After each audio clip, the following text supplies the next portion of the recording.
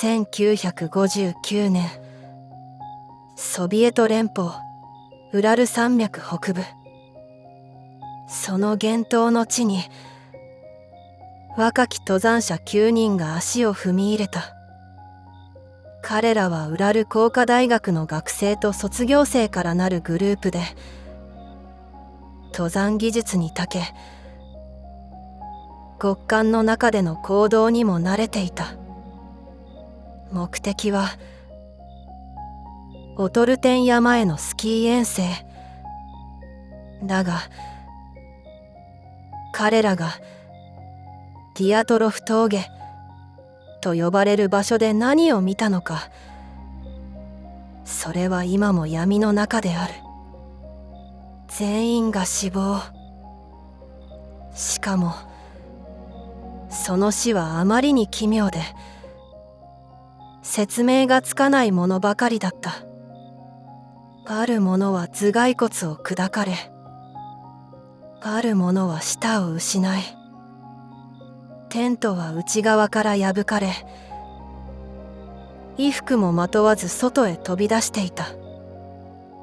これは自然の脅威か、それとも人知を超えた実験の犠牲者なのか。発見された彼らのテントにはある不可解な点があった。入り口ではなく、内側から切り裂かれていたのだ。寒さをしのぐためのテントを自ら破ってまで外に飛び出す。常識では考えられない行動である。さらに死体の多くは衣服を着ておらず、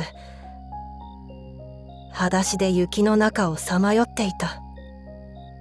極限の寒さの中で起きる矛盾脱衣という仮説もあるが、それを説明しきれない力が彼らを襲っていた可能性は否定できない。彼らが走り去った先には折れた木々と謎の足跡、まるで何かから逃げていたように見えた。第三者の介入を示唆する痕跡。例えば胸骨を砕かれた女性登山者、肋骨は押しつぶされたように折れ、皮膚に外傷はほとんどなかった。軍の検視官はこう語った。これほどの力は車にでもひかれない限り不可能だと。さらに彼女の舌と眼球が失われていた。動物による損傷とも言われたが、極寒の中で短時間にそれが起こるかは疑わしい。一体何が彼らを引き裂いたのか。死体の衣服から検出された異常な放射線。なぜただの登山でそんなものが付着していたのか。さらに事件直後に投入された軍部隊。関係者の証言はいずれも軍の圧力で封じられている。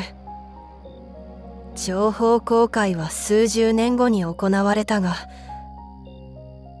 重要な資料は黒塗りのままだった。当時のソ連には超常兵器や精神操作に関する実験が噂されていた。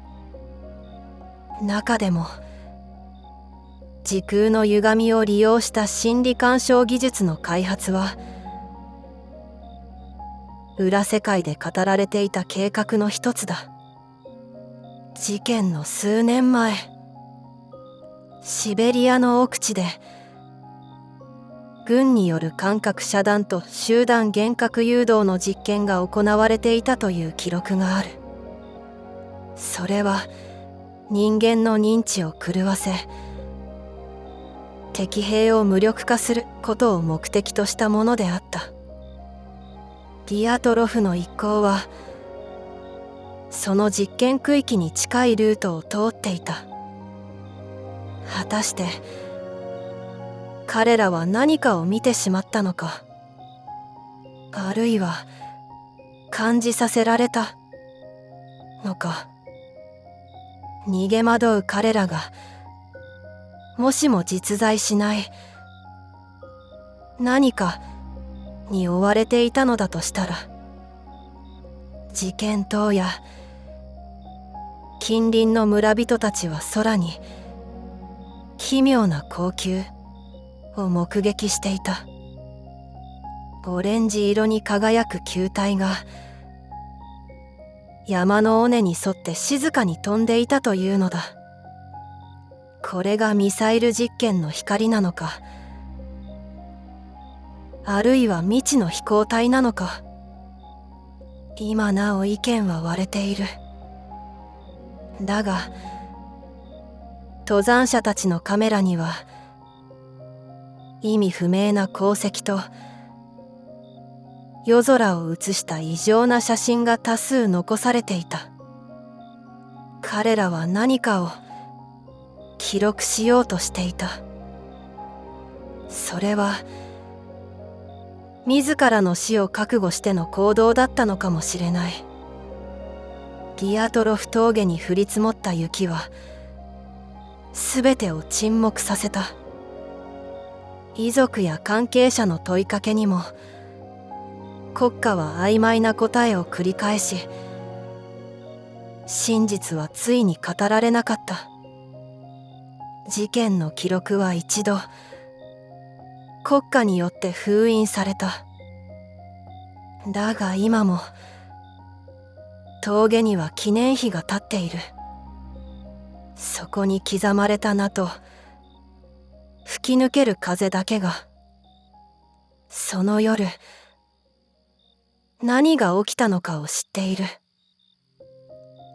それは自然の事故だったのか、それとも歴史の闇に消された実験の痕跡だったのか。私たちがその謎に近づこうとするたび、まるで何者かに引き戻されるような感覚に襲われる。静かに耳を澄ませてほしい。あの峠に吹きすさぶ風の中にまだ彼らの声が。おしまい。